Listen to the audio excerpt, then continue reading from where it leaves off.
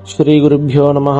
ओं नमो भगवते वैष्णवोद्गुलबुद्धवाय श्रीशूलिनी प्रत्यंगिरा सहित शरभेशर उपासकाय सर्वेषां सकलफलप्रदाय श्री नटादूरनम्बि सद्गुरुस्वामिने नमः। सद्गुरु दिव्य चरणारविन्दाभ्यां नमः. அனைவருக்கும் நமஸ்காரம்.